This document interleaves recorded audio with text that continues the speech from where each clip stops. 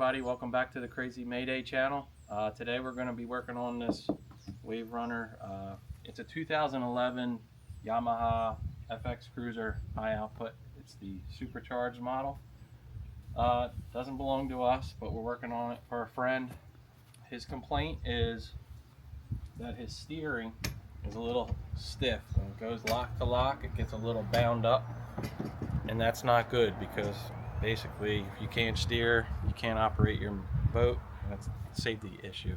His other complaint is that his reverse neutral handle is very stiff. It's very hard to pull out, so you can't really work that when you're going up to a dock to load and basically, you know, offload any passengers or whatever. So what we're going to do today is try to investigate why this is so stiff and see what's going on with our steering cable.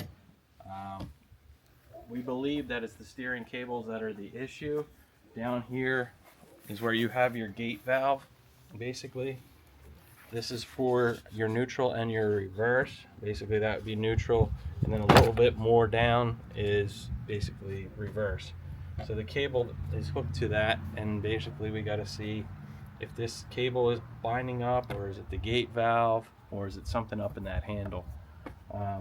So I'm going to try to unplug this. Alright, so now the hitch or the cable is off, and that gate valve moves pretty nice. So with the cable removed, this gate valve basically moves very easily. So the issue is not in these pins here or these bolts, so that mitigates that issue. Now we have the cable and the other part of the handle, which is up here. I'll try to remove these so we can get a better look. That's our storage bin.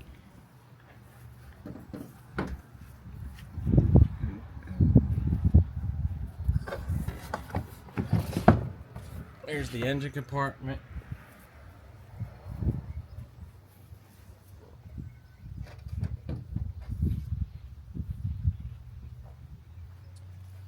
So the other part of the cable comes up through here and is connected to the handle.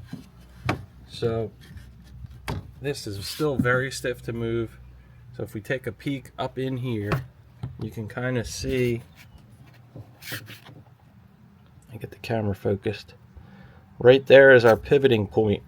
So we're going to check that nut and basically see if we can loosen that up. Will it help with the movement of this handle? If not, we'll have to disconnect the cable here that's coming up, and then basically eliminate the cable from the whole situation, and then it'll all be relying on this if there's any like friction or corrosion buildup. So let's back out and get that off. Alright, so I got you set back up here. I'm just going to try to remove this piece of trim here. It does have a rivet, so I don't know how much movement we're going to get.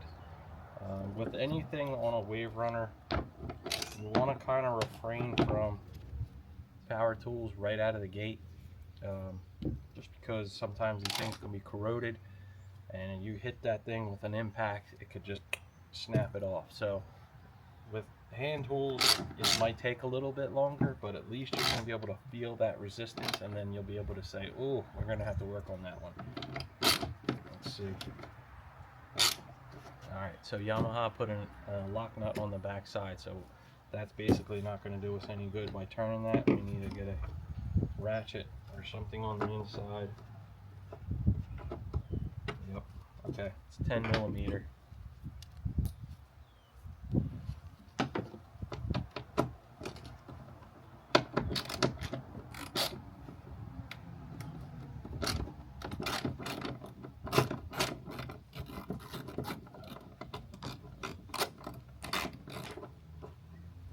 Came off pretty easy, so nothing too crazy there. Also in this steering, it's tight left to right, but also it has like a little bit of, I don't know, extra slop. I don't really like that. I think that's kind of not right, so I don't know if there's a bushing or something in that steering stem that's either just worn out from all the constant back and forth.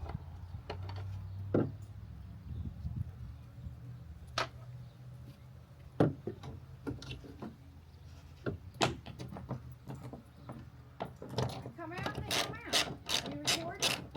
Mm-hmm.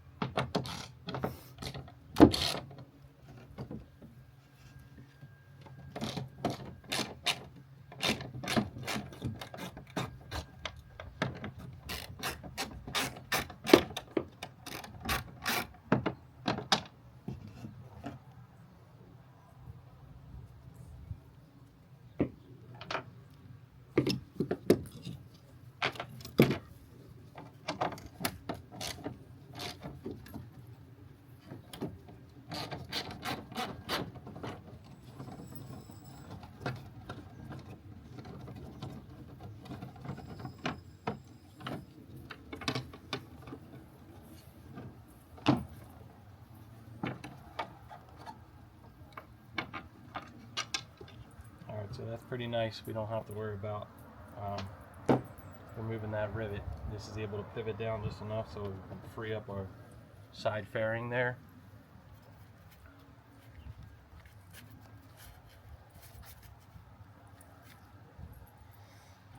Okay, so what do we got? Looks like there's another bolt in here, and there it is.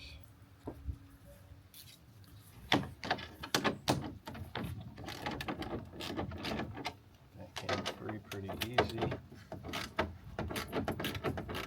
So that one. So now we can use our ratchet.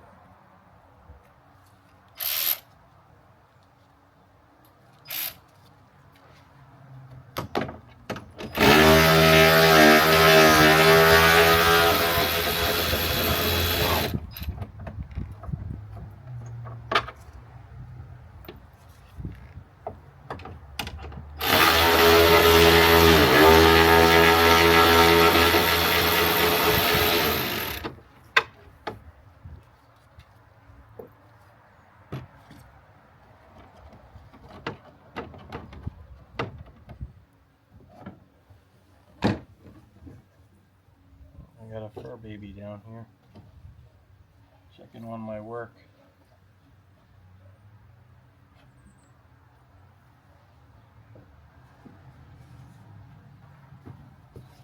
There's a couple hidden fasteners everywhere. You just got to be cautious when you're trying to pull these things off. They're not cheap, so you don't want to damage.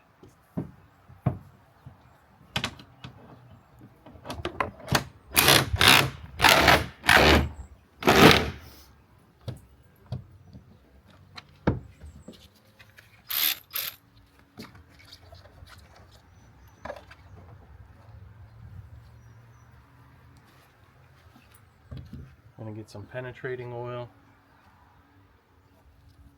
Sorry, trying to get the camera in focus.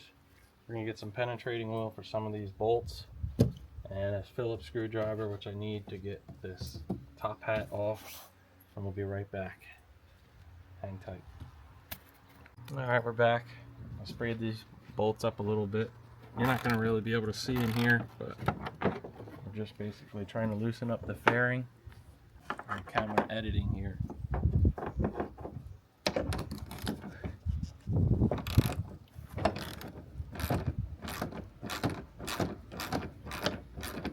So a little bit of the coal oil definitely helps.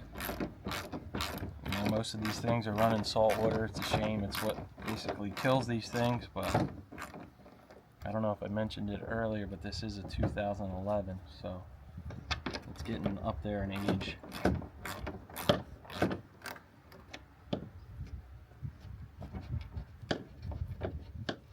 Still a very low hour machine with only 108 hours.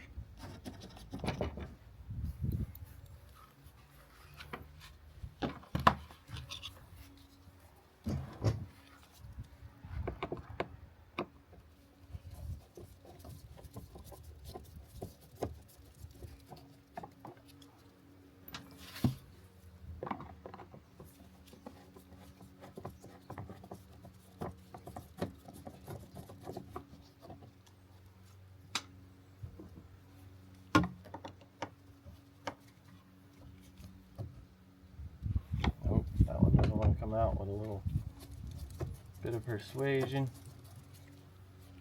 That's okay.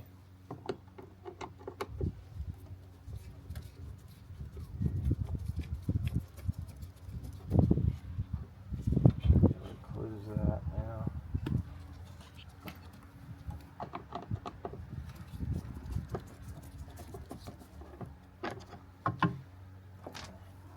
Just gonna get all these screws out of here.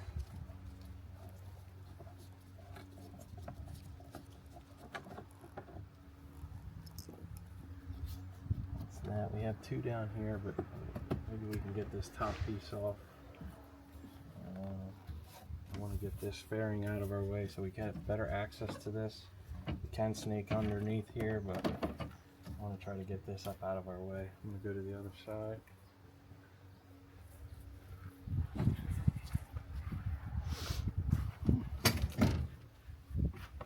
Same thing over here. We're just going to take these screws out. We got to get to this part of the steering anyway, so that's why we're trying to gain some access. Let's try this screw over here. Nope, need a bigger screwdriver for that. Let's see, we should be able to pop this up. Yes, okay, that's our piece. Store that up there.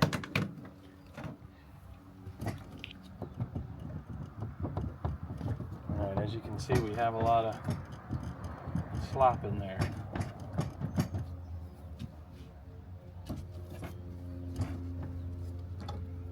This is also a tilt. Let me see. How do we work this? Oh, okay, pull it up. It's a tilt wheel or handlebar setup. So, no matter what, we still have that play. Alright, so I got the fairing pretty much pulled up. Let me spin you around here. I was talking. So this is our cluster. Basically, there was a couple of screws along the top. So for this side fairing, you have this hidden bolt under there, along with one that's down over here that you get from the inside of there. Same thing on the other side. So you want to make sure that you get that before you go and try to yank that off. So let's get that removed, and that should gain us a lot more access to this area here where we're trying to figure out if this handle is the issue or if it's inevitable. It's the cable basically hanging us up. Quick information: the cable for these things, they're not cheap. It sucks because you know, by the time you throw in labor to do all that, you know, we got to route the cable through the engine bay, which is already tight, down through the back of the boat.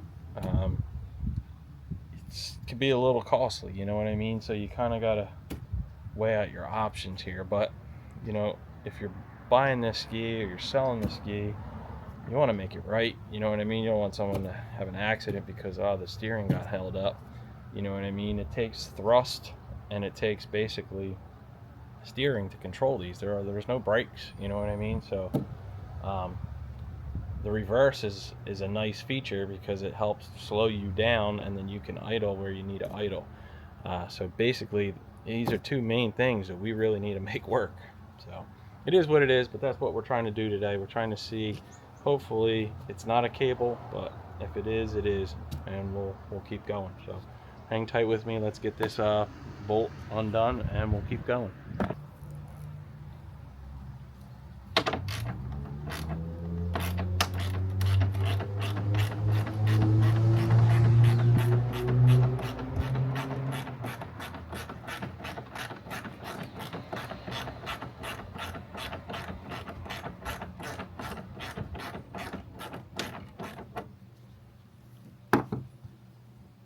A little bit of our crow wheel down in here.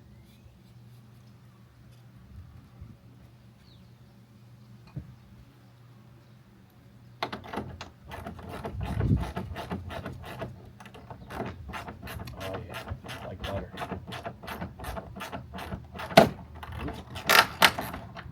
you soon.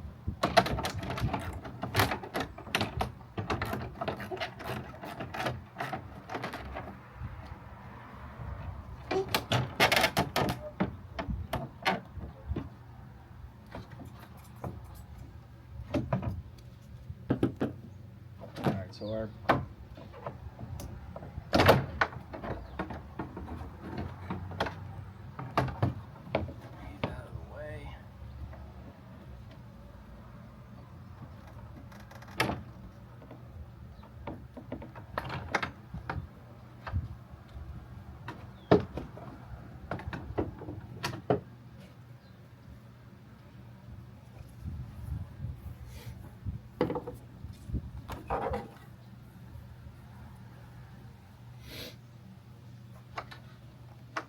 so our Alright, so our nut basically has a little encapsulated plastic square holder retainer that holds this nut so that way you can unthread the bolt out. Okay, 14 years later, when the ski is getting older, corrosion sets in, right? So that's why we try to use our crow oil. Alright, so what happened was that the nut basically came out of its retainer. So now we got to try to hold that nut and basically get the bolt out. So it makes it harder. I mean, you're just going to run into these issues. Being a wave runner mechanic, you know, those guys see it every day. You know what I mean?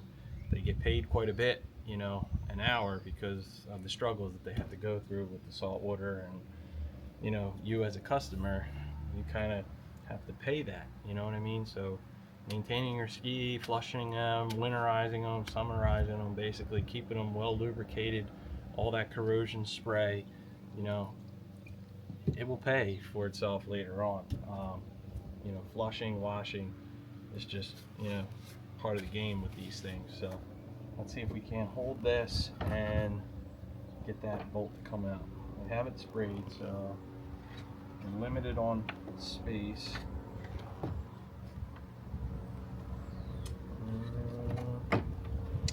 Let's see. Go back.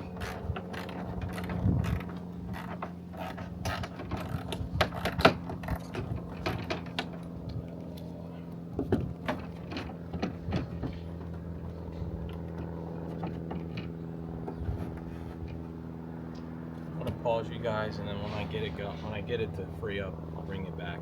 No sense of wasting time and seeing me get frustrated. Hang in there. Alright, we had success. I was able to hold the square part of that with a flat screwdriver. I wedged it in there and sprayed some more coal oil in. I'm telling you, this stuff's going to be your friend. And I was able to get the side fairing off. So now we have full access to this area, and we can see if hopefully removing that cable and we have tightness in here would be our best scenario. If we don't, it's inevitable. We're gonna need a cable. All right, let me see if I can't get you a little better picture of this. All right, so this is the area that we're working on here. This is what I'm talking about. So that cable right there goes down inside the engine compartment to the back of the boat where that gate valve was that I was showing you earlier. So what we want to do is remove this by pulling that down. This might take a little bit of persuasion.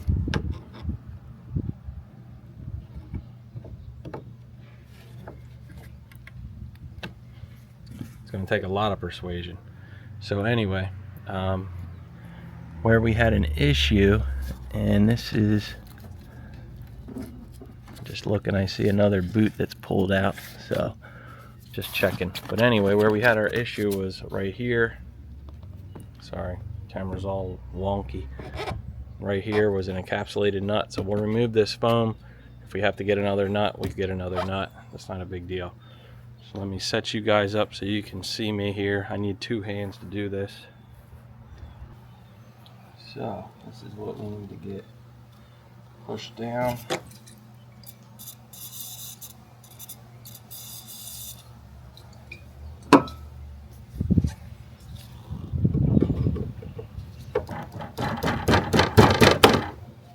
that part right there is pretty frozen up. This little outside collar is supposed to pull down and release from the ball.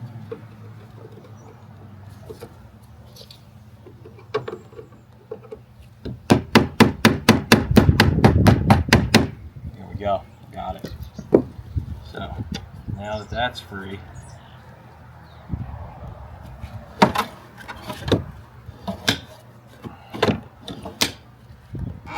that moves like butter now. So you know what that means. Cable's no good. Oh yeah, you can feel it. There's no way to move that cable. There's so much resistance in this thing. That's where you're getting all your struggle. So inevitable, it is what it is. The cable is gonna have to be ordered, and then we'll have to route that however it goes through this engine compartment, which is probably not the funnest thing to replace, but it is what it is. So what we can do is clean this ball up a little bit.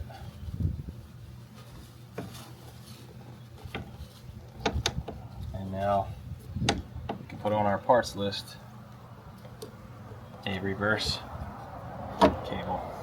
So what I want to do next, since we now know that's our issue for the reverse neutral cable, is I want to figure out what's going on with the steering. The steering is also tight. I have a cable right here I can see.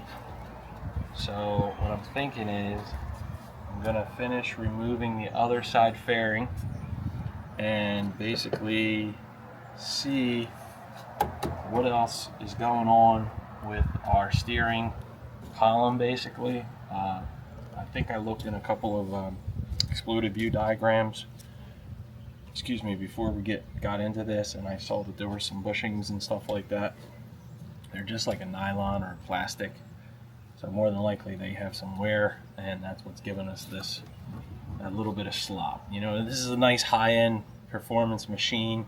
You don't want no janky, like wobbly steering, you know what I mean? That just shows wear and tear, and it kind of just, you know, it takes away from the whole fit and finish of the machine. So we want to make this, you know, right. We want it to be 100%, you know, tight and smooth, so that way, you know, when you're out here riding, you know, you don't have any issues with your steering getting all, you know, crazy. So let's I'm going to set you back. I'm going to do the other side, and I'll bring you back when we basically get ready to remove this upper plastic piece. I'm just going to quickly stop the video right here for a second. Just wanted to say, if you guys like my videos, I know I'm a little crazy with, you know, posting stuff, and then it takes a little bit for another video to come out, but if you do like our videos, can you please subscribe? Maybe like the video if you do like it. I know I watch a lot of YouTube videos myself, and I get bored with some of the videos. The clickbait, when you actually see the posting on YouTube, kind of hooks you, but then you're like, this is just not what I was thinking it was going to be, and then you know, you forget about it. So if you do like it and you do watch these videos, like me, you know what I mean, I kind of give a like when I see somebody doing a good thing. If you can learn anything from this, maybe you have a similar situation and you are thinking about doing it, you can watch this video and maybe give you a little bit of understanding on how it's all working. I don't work on these every day. I am a mechanic by trade, but you know, it's just kind of a process of elimination. You figure out what's holding it in and how to get to it, and you basically just take it apart from there. So enough jabbering. Let me get it back on here and get this other side going, and then we'll keep moving.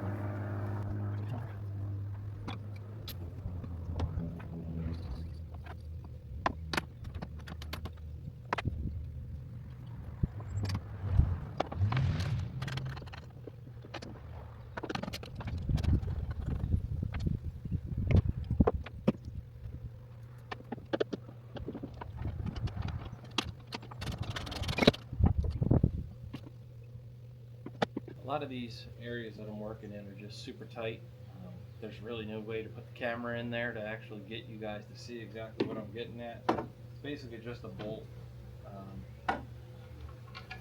This rivet here that was in this little spot corroded out, so we can drill that out, pop a new rivet in when we go to replace this and put this back on. But even this plastic, you know, it gets a little green from the salt. I mean, this is plastic that's coated chrome, you know, and then on the back, I mean, this is just what salt does. I mean, it's a shame because it takes a beautiful machine and just wears it down. And a lot of people get so hung up on being, you know, having no job, finding time to go out on the weekends or a weeknight, making the payments, doing the maintenance, and that's what happens. People just say, oh, I don't have time to wash it, I'll wash it tomorrow turns into next week, and then this thing just slowly degrades down.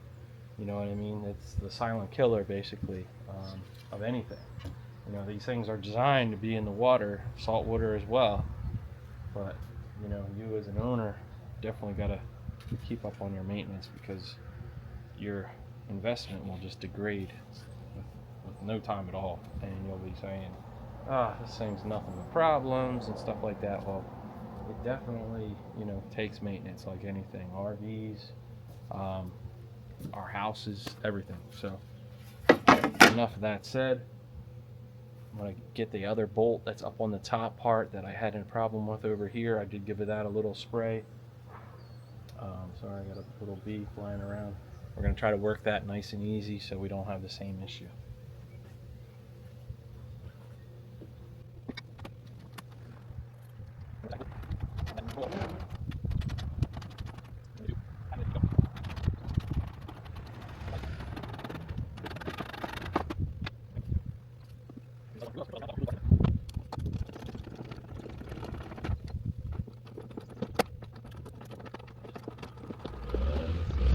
Like that, we got another fairing.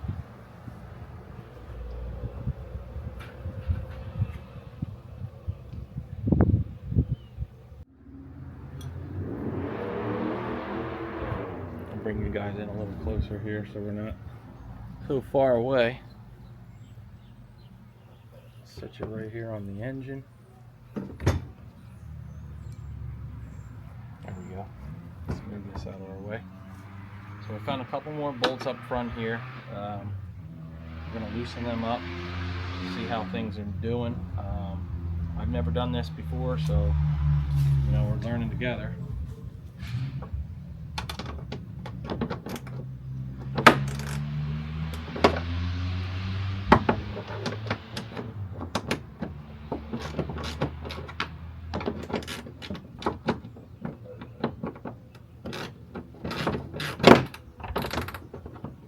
Switch, I'm going to wrench out here, socket in there.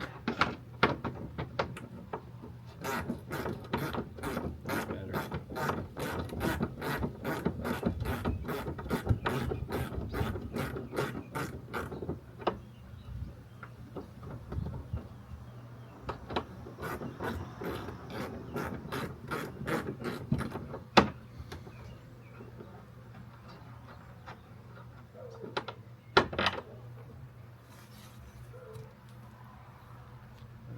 See that, but all our bolts get a little bit of that white crust. All these are basically stainless, you know what I mean? Yamaha does put the money into, you know, quality hardware. It doesn't matter. I mean, it's basically everybody's worst enemy, our salt.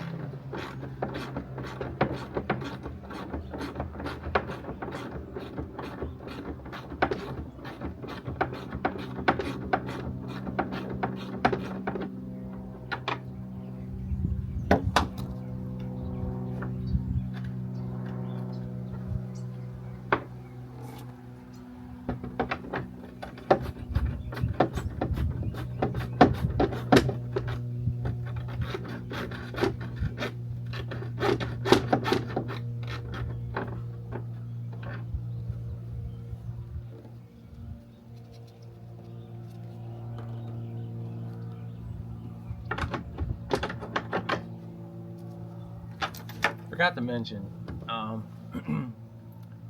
like I said before, if you guys have an older jet ski, wave runner, they're basically the same thing, and you don't want to pay, I think, the latest time I checked, or the last time I checked was, I think we're at like $150 an hour to work on one of these things. There are parts of this machine that you need, you know, a computer to plug in to clear codes or figure out something that might not be working right. But when it comes time to doing just like mechanical stuff, just all this like steering, some plastic work, you know, nothing that needs another computer device to plug in to figure out, you know, nothing really like engine related, but just the body and all that. You know, these things are just nuts and bolts. So if you can video yourself, take a lot of photos, have a good little selection of metric wrenches and sockets and stuff like that, some good Kroll oil or any kind of good penetrating oil that you like to use, it would be worth it to just invest a little bit of time into maybe saving yourself a buck or two to try to, you know, figure out what's going on with your ski. You know, I don't make $150 an hour. I don't know however many people out there make $150 an hour, but doing this, if it was my own personal ski, I would definitely be trying it. Save yourself some money, put that money into these parts. Like I said, they're not cheap parts, but if you can do the labor yourself, do it for a reasonable, you know, cost. If you're doing it for somebody else, or if you're doing it for yourself, save you all that labor, and then you're only really indebted a little bit of your time and the cost of the part. To me, it's worth it. So I just wanted to put that out there. You know, some people get nervous about working on these things, but you know, then again, you know, it's just a machine, you know what I mean? It doesn't have a soul, doesn't have, you know, blood pumping through its veins or anything like that. So it's just plastic, metal, and fiberglass, gasoline, and oil. I just wanted to say that. I mean, some people get, you know, uptight about working on things. I mean, they can definitely test your patience sometimes because of, you know, location of certain things. Everything's crammed in here, but if you just relax, put on your headphones, just go at it. Eventually you'll get it. And if not, some things will break. You know, it's going to happen. You're not going to get everything out just perfectly, you know, like it was put in the day it was built. So they make parts, thousands and thousands of these skis. You could definitely, you know, get another part if you need it. We're not working on antiques here. That being said, some things do go obsolete, so you definitely have to hit up salvage yards, marinas. Sometimes they keep a lot of these skis that people basically said, nah, it's not worth the investment, and they let basically the marina have the ski. They give them the title, or they trade it in on another new model, and off and running they go. So it's just you know, the nature of the beast. Sometimes you can hit them up and they'll sell you a used part off of the ski. Alright, so our styrofoam is there. We're getting there. I can feel as we work across here that we're starting to gain some I guess headway on getting this whole upper piece removed. Sorry, just had to move you around here.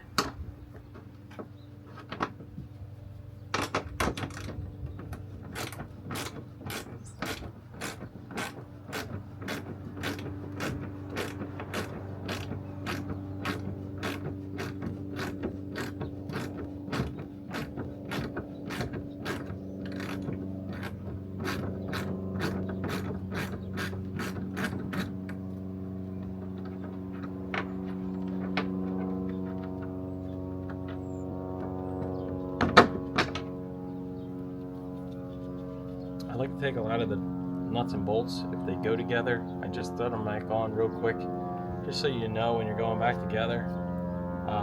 This was, you know, a one piece that, you know, basically, you know, it was a nut and a bolt that went together. Where it went, that's what these videos are for, so you can go back on your video and look. But this way, you know, if you just throw them all into the footwell here, and you're not going to know if that bolt took a nut or it didn't take a nut.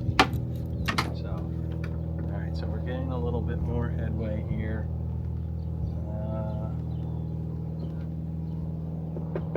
I think, looking down in here, I think there's going to be a couple more bolts that are down right in the bottom part of the instrument cluster.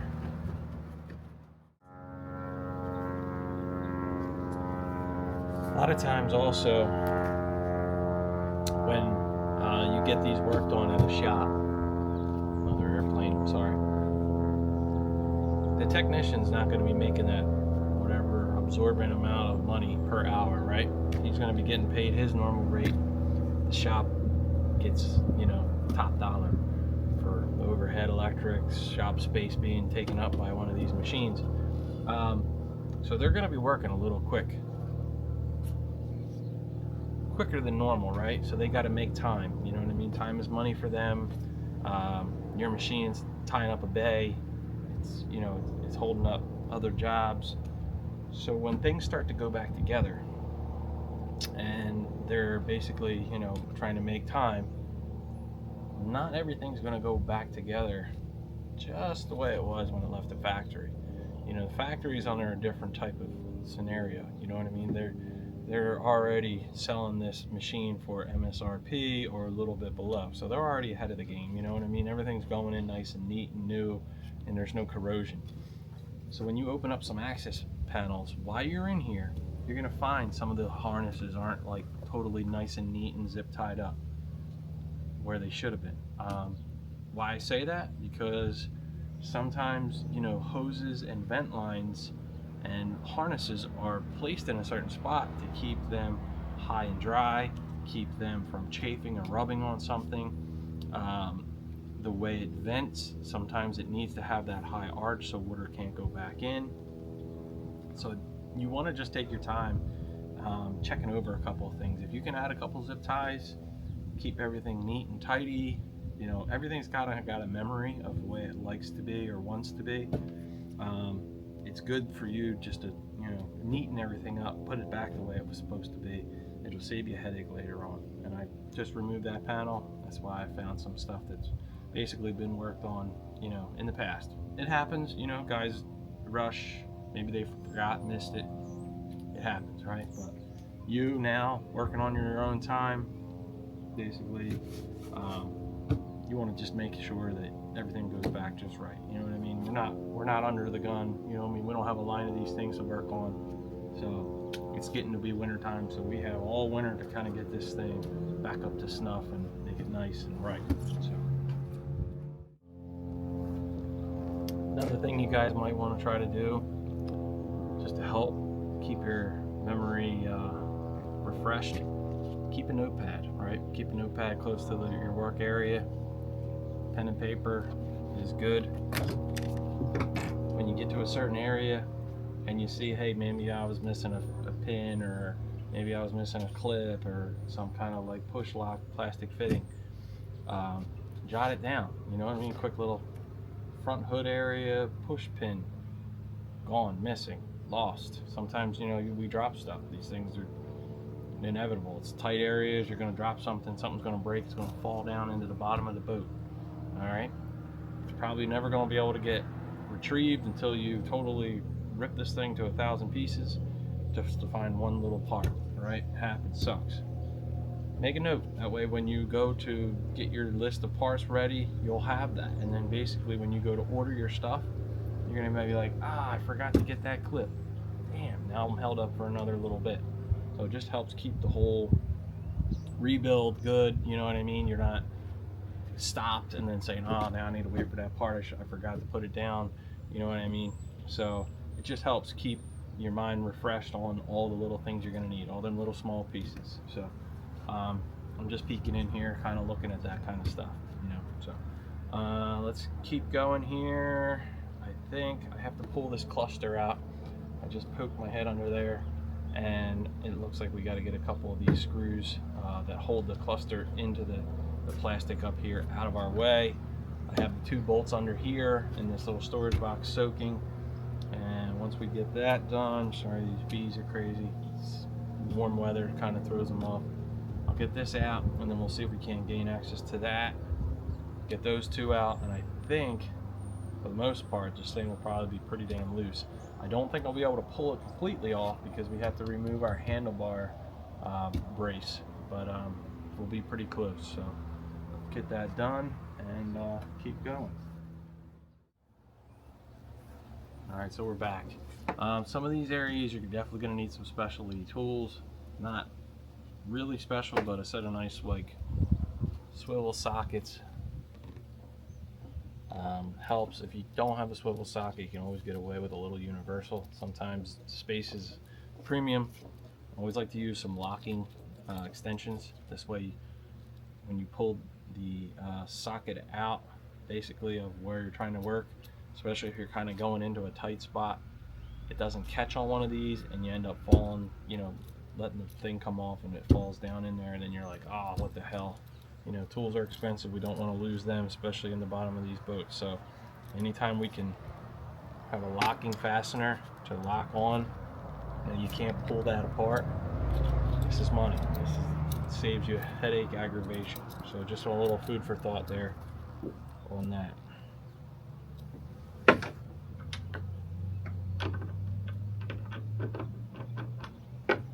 These are 8mm, by the way, for the back of the instrument cluster.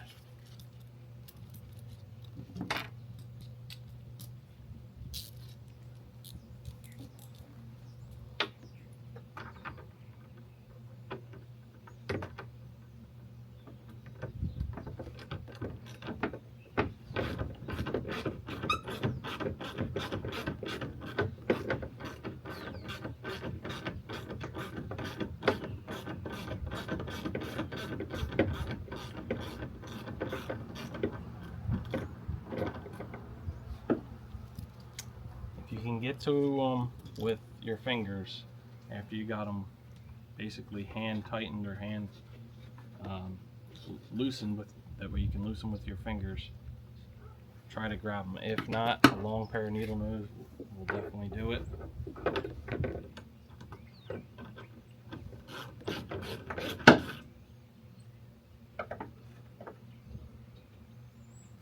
If you get lucky enough, sometimes it'll stay right on there for you.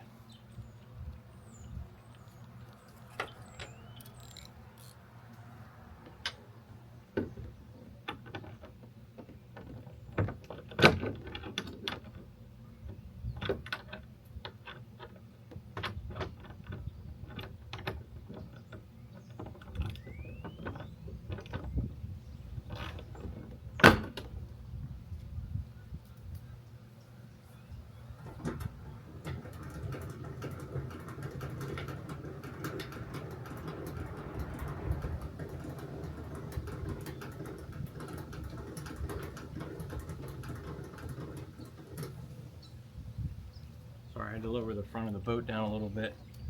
The sun is just at a bad spot today. I'm sorry. That's why you probably see my glasses are all tinted and I'm squinting. It's good for lighting for you guys, but bad to see into dark areas like up under here. Also, on the reinstallation, it'd be good to have a little bit of marine grease on handy, a small tub. You don't need a gigantic gallon of it, just a little bit.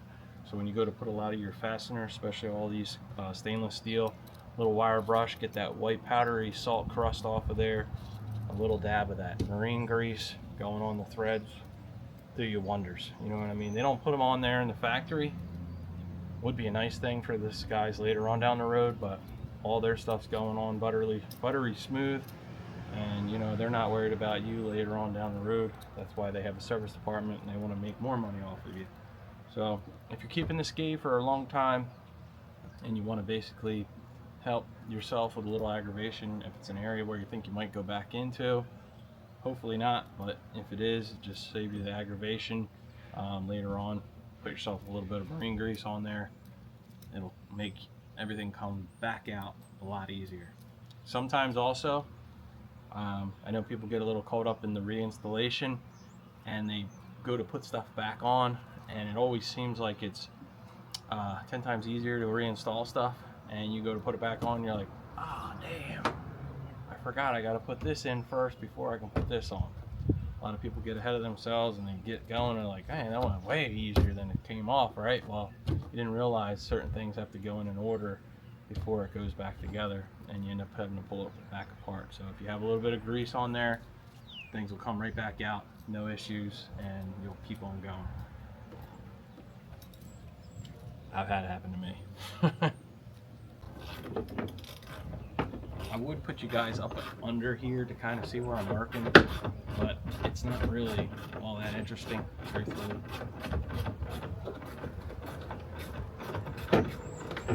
Just taking out, bolts.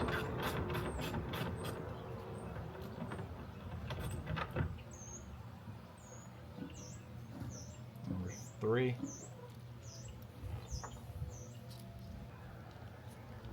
Number 4 fell, but I was able to get it.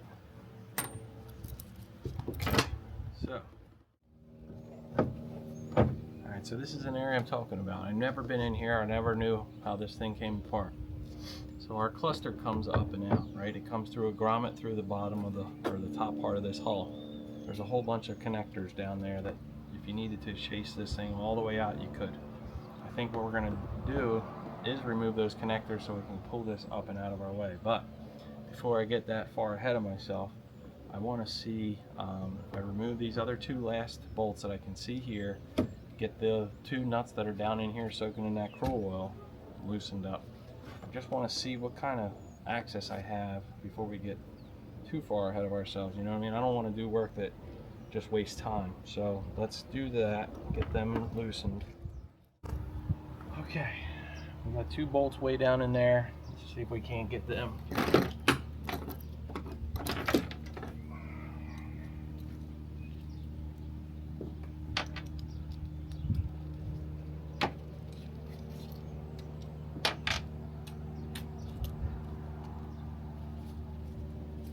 Got all my 1/4-inch extensions put together. A little bit of a reach. It's turning pretty good.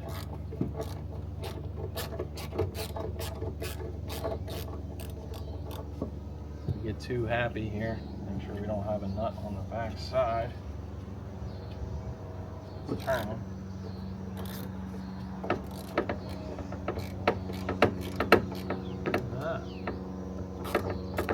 Coming out.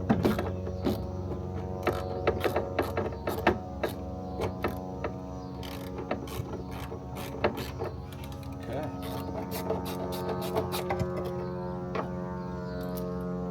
Woo! Almost lost it.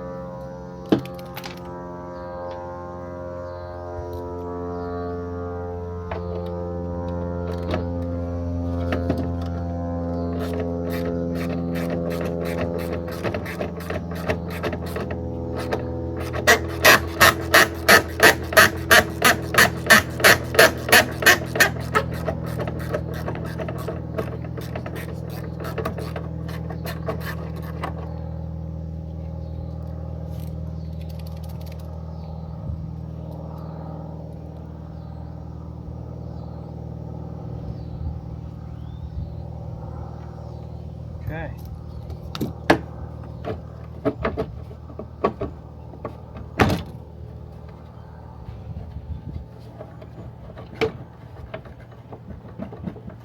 Doing pretty good here, people.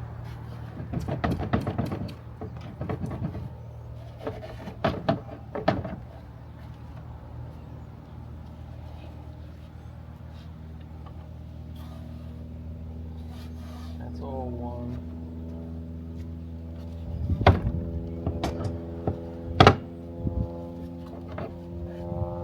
Loosen up the fuel tank, and we'll see if we can't get it to come up a little bit. Seems a little pressurized.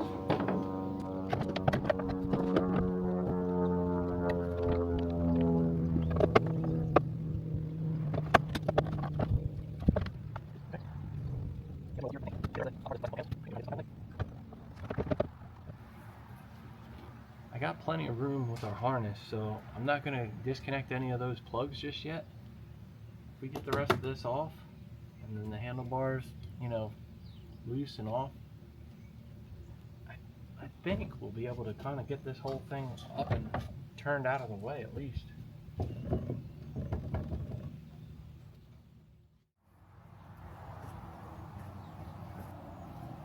Alright, so I was able to disconnect the cable that hooks this up, and there's no resistance whatsoever. We're getting a little click, but that's from the cable that's actually trying to catch the ball. So there's no problem with our steering stem itself, besides a little bit of play in the bushing. I'm going to see if we can't, you know, once we dig into this, get a little deeper, and maybe we'll see that the nylon bushing's worn out. So our conclusion is correct. Basically, we need two cables, steering cable and that shifter cable. It is what it is, but we basically mitigated the jet nozzle going left to right because with the cable disconnected there, we have full range of motion. Same thing with our shifter cable, our shifter, cable. The gate valve goes up and down, no problem, no resistance. Now we know after disconnecting the cable from the actual handlebars, there's no like hard spots basically getting tension where we can't move. It basically narrows it down. We need two cables. So for now I'm going to pause the video. I'm going to see if I can't get these things loosened up. I'll pick you back up once we actually can get a better shot of what's going on down in here with our slop. This might be normal. I don't know. I don't think it is, but it might be. So we'll keep going after that. Stay with me. All right, everybody, welcome back. I did some stuff off camera, and I'm going to show you what I see. This is what I was talking about, the steering having a little bit of play, like a little bit of slop side to side. What I see right now after removing the handlebars and a lot of that extra, you know, surrounding trim, I don't know with new bushings that we're really going to gain that much. It's a hard sell. I don't know. But we're in here, so I mean, I'm going to show you and then you can kind of see what I'm talking about. So this is what we got going on. Basically the handlebars are removed. I kind of got them just laying down. I haven't pulled that upper trim piece off just yet. I'm going to double check with the owner of this ski if he wants to go ahead and just throw in some new bushings. Basically the bushings I'm talking about are down in here. This is the basically the tilt portion where it can go, you know, forward or back depending on, you know, the size person you are. And then under here, basically right in there, is our swivel bushing. Basically that's this motion in here. We got a little bit of, you know, play. It might be hard to see on camera. I'm trying to keep this thing still, but I don't know if that's normal or not. You might have to sacrifice a little bit of slop when you have that tilt function. I'm not 100% sure. You can see there's a little bit of you know, wear in there. I don't know, you know, that new bushings down in here would tighten that up a lot more. This part right here looks like it's a two-piece. So basically once you pull this up and out of there, then you would have to split this apart. The way that these bolts are looking in this aluminum, there's some nuts encapsulated in there. Kind of nervous, not gonna lie. Kind of nervous that thing's gonna be more broken bolts and a lot of cursing and fighting to get that to separate, to get those bushings in there. I don't know if you can kind of get a better shot right in there. This is the play.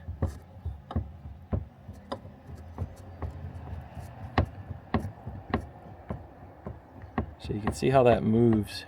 That outer ring would be basically what we would need to replace. I just don't know how tight of a clearance it's going to make it once we put the new nylon bushing in. You know, that's kind of a lot of work and a lot of effort for a maybe. You know what I mean? They're not making these things super precise, I guess, that it's going to be like no play whatsoever. That being said, like I said, I'll have to check with the owner, see if he wants to go down that hole. I'm not sure. You know, he is trying to sell this ski, so we want to make it right. That kind of is a hit or miss, in my opinion. Even if it was my ski, I might be, you know, hesitant to do it. It's a tough call. It's definitely a tough call. I would probably first go and try to see what a brand new ski, just like this model, you know, I mean, they don't really change besides color and a little bit aesthetic body wise, but another ski just like this with the tilt steering to kind of see what a brand new ski, how that kind of feels, to compare for, you know, the amount of work that this is going to take to replace those bushings. I think that's what I'll end up doing. I'll call them. I'll let them know. I can run down to the local marina. We have a local Yamaha dealer close by. I can compare if they have a model that has the tilt steering to see, you know, how much play is in a brand new unit and make a judgment call from there. We only sacrificed one bolt that got broke, which is fine. This guy right here just holds the handlebars. It's nothing. It's stainless. There's enough meat on that I can basically get that out of there. I have it soaked in coal oil, and then what we'll do is we'll chase out all those threads so that everything will be nice and cleaned out, no corrosion to get, you know, us jammed up when we go to put all our parts back together.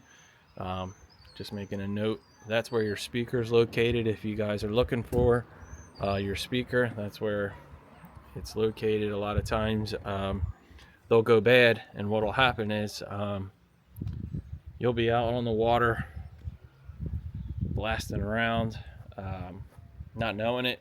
Your gauges, you know, kind of get, you know, covered in water spray, and all of a sudden you got a temperature high alarm going off. If that speaker doesn't work, you're not going to hear it unless you see the light possibly, or it's going to be too late and you're going to have steam coming up out of the seat. That ain't going to be a good day. So I'm going to check that as well before we make our parts order. I did start a little list.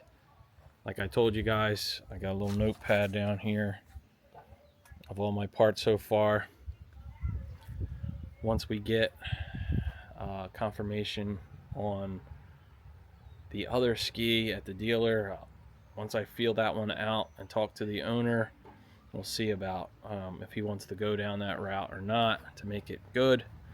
You know, this isn't the only ski he has. He has a lot. He's got a couple of them. Also, I'm going to put on the list if he would like these chrome covers. You know what I mean? There's little appearance parts that go on the side of the ski there. They're just kind of all greened. There's really no way to fix this. I mean, you could basically sandblast these and maybe paint them. I can talk to him about that if the cost is just, you know, astronomical for them. You know, sometimes Yamaha gets crazy with these parts and what they want for them, and it's just appearance thing. So we just want to clean it up to make it look as good as we can for the sale of the ski. We might even be able to paint them, you know, black with some good, you know, good rattle can paint. But anyway, I'm going to leave you guys at that. We're going to make this a two-parter, I guess. We'll figure out where we're going to go from here in the next video. So stay tuned on that. I'll get this video out, and a little bit of time will go by. I'll try to get some more, you know, stuff accomplished with information and parts and everything.